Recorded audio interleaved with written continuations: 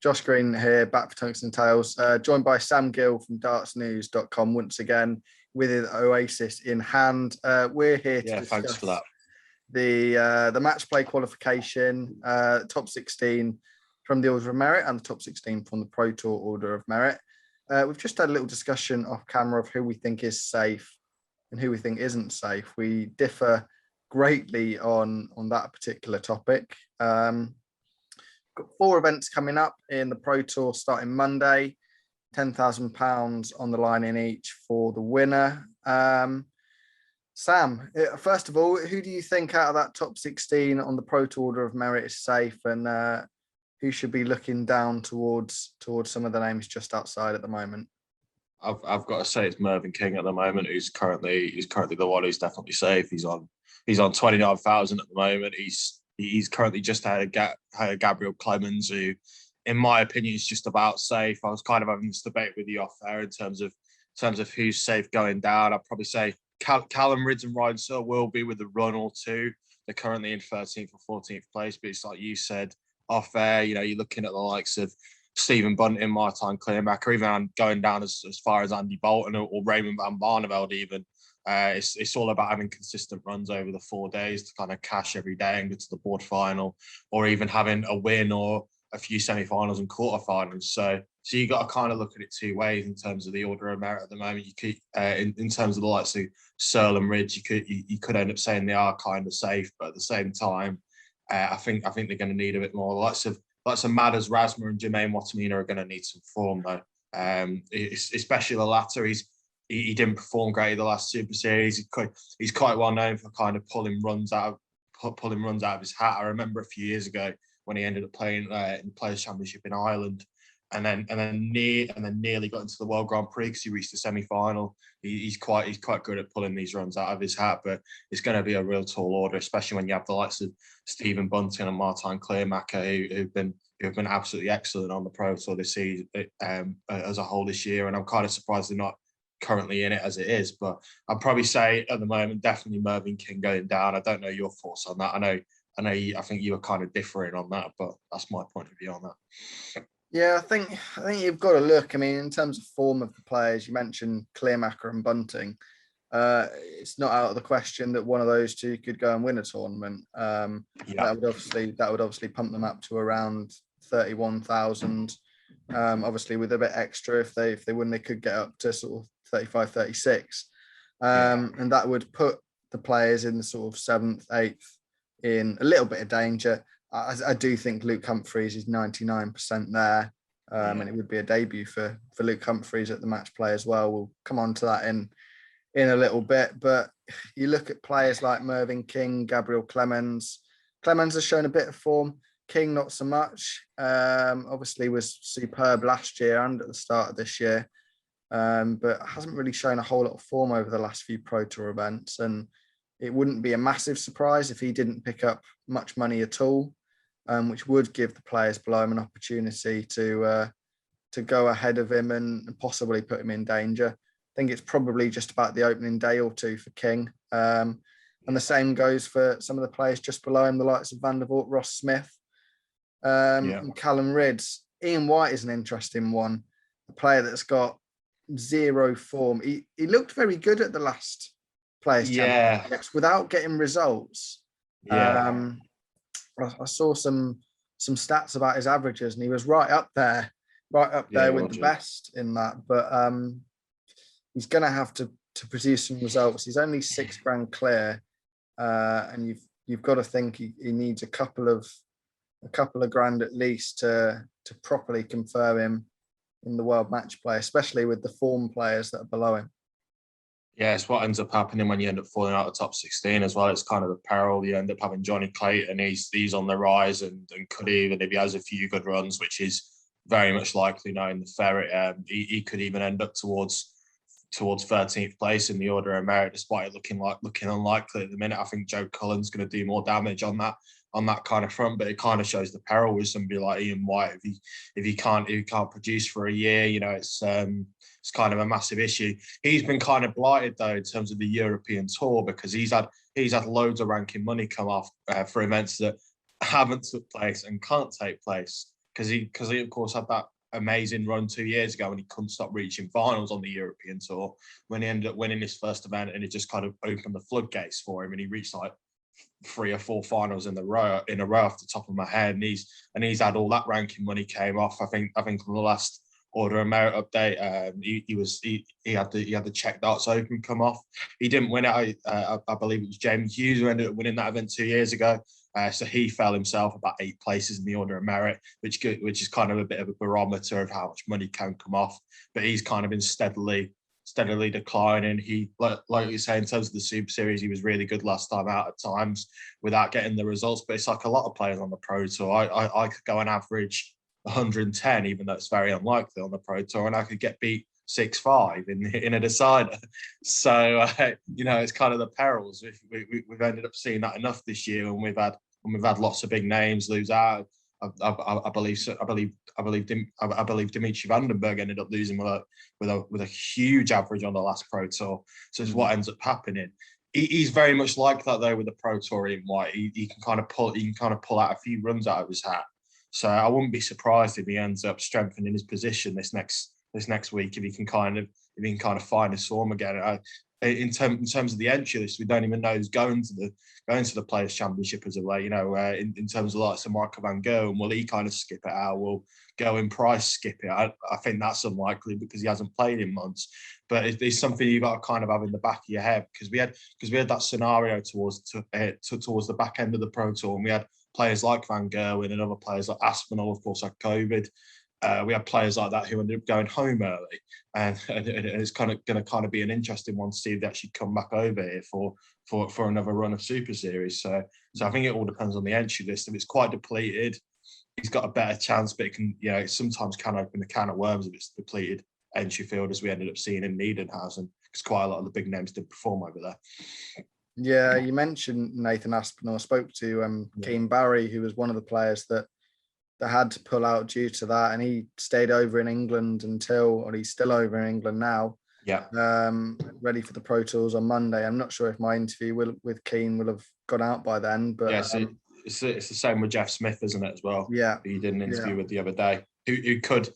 I think he's very unlikely with the World Match Play, but he could end up putting a run together. He's unlikely. He's unlikely, but he's on 16 grand. So if he wins an event, who knows? He's got to. Yeah, he's pretty much got to win an event. 16 grand. It'll take him up to 26, and then he's probably right. He's got to pray. Yeah, he's got to pray essentially. Because like I said, in terms of the likes of Ryan Searle and Callum Ridds, they can pull runs out, especially Ridds. He's ended up having he should have been clear by now. If he didn't have that issue in Niedenhausen with the COVID testing, he would have been clear and probably towards the likes of Brendan Dolan, Danny Noppert for the amount of money he wins on the Pro Tour. So in terms of him, they've got, of course, Ryan Searle. I don't know with Searle though. It's like we've kind of spoke about in the past with Searle. Like he can kind of go in and out. Really, he ended up having a really good Super Series last time out, and he seems to have really benefited from practicing with Gary Anderson and having that in his life, and he's one of the best scorers in the world, in my opinion, when he's on. But he's kind of prone at times to going out first round. I think I remember when he ended up winning his first Pro Tour, he ended up going on a bit of a barren spell after that. Kind of a bit like Ryan Joyce when he ended up winning his first. He didn't really perform after that, and he's kind of just lit the fire again. So it's the reason again why he's not further up in the Order of Merit. But if them two can get up, it's going to be the likes of Watamina and Rasma, like I say, or even Bunton and Clearmaker, if they can find their way in. If players go up, who are going to be looking over the shoulder, especially if the likes of William O'Connor can win events, Jamie Hughes can win events, Steve Lennon, of course, he can have money all the time. Like I say, Andy Bolton, Adam Hunt's been impressive at times. Raymond van Barneveld, of course, and then we have Simon Whitlock, who's unlikely to make the he's of course unlikely to make the World Match Play alongside Steve Beaton, who would end up snapping a streak. Even Adrian Lewis has work to do as well to get in. Of course, he ended up performing really well last time out in the Super Series, but he's still got a lot of work to do going into the next block. Seems obvious, but the last two names, the 15th and 16th place, are the names that are in real danger. Madas Rasmussen's obviously got a run in him, as we've said. But Jermaine Watamina's obviously lost a lot of weight, and it was affecting his game at the last Pro Tour series. Was averaging around mid 80s when I was keeping an eye on his games. That's not going to be good enough to qualify for the match play. Stephen Bunting and Martin Kleermacher will, at that particular standard, they will outplay him and they will get more money than him. So Watamina definitely needs to up his game. Whether he's got the capacity for that right now, I'm not sure. Obviously, losing a lot of weight has a big impact on your balance and on your throw. So definitely a tough one for Jermaine. But if he was to make it, it would be a terrific story. Just looking over to the other side on the maid order of merit table, you look at the names that are dropping. Daryl Gurney's down in 14th. He's in danger of dropping out that top 16 soon. Is he defending a semi-final at the World Match Play? Am I correct there? We can soon find out. I think it was a semi-final against Rob Cross, in which he was considerably ahead and then managed to throw it away. So he's choke, he's a player that's dropping like a World Cup. He 2 years ago. Yeah, semi-final. Yeah, he reached semi-final. Yeah, so he reached the second round last year. Yeah, so that's a lot of money coming off for Daryl Gurney. Should he defend it at the 2021 World Match Play, especially with Cullen and Clayton playing? Yeah, Glenn Dorrance the other main. He's been absolutely nowhere, as we know. He can a bit like Watamina. He can hardly hit 80 averages at the moment. Excuse me. So he's going to be another one. He's of course defending a semi-final from his debut 2 years ago, and when he ended up playing so well, and it's kind of a mirroring image this time around. He ended up coming into that tournament with so much promise, and he's kind of, and I don't like saying this, he's kind of fighting for his career at this point. Because if he doesn't perform and he doesn't get out the first round this year, he's on £310,000, and it's only going to take that to put him on the slide. Even if he goes out second round, he's got to have a run at this tournament. He ended up having a poor Super Series. It's going to be interesting if he actually bothers turning up next week, because he might end up saying, I'm going to put all my eggs in one basket and just focus on the World Match Play and getting myself up to form that way, instead of having another in terms of another demoralising week on the Pro Tour when he can hardly get out the first round. And it's like I say, it's quite harsh to say, but it's the truth. He's going to end up siding, especially with the likes of Cullen as well. He's on 299,000, and he's been winning even though he's only won 2 this year, he's been winning Pro Tours for fun, and he's been getting to the last stages for fun. He's the number one for a reason, and has been absolutely superb. And it's only a matter of time until he ends up passing Gurney, Ratajski, Durrant, and then he goes for Aspinall. So he ended up saying, I think in an interview the other day, he could end up in 10th and 11th, and he's on provisional seeding for the World Championship. So it's all about breaking into that top 10, and he'll have that on his mind definitely, especially with players further ahead like Michael Smith. He's going to be defending a lot of money as well.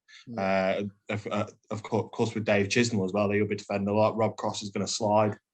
He's in 5th currently, but will slide even further.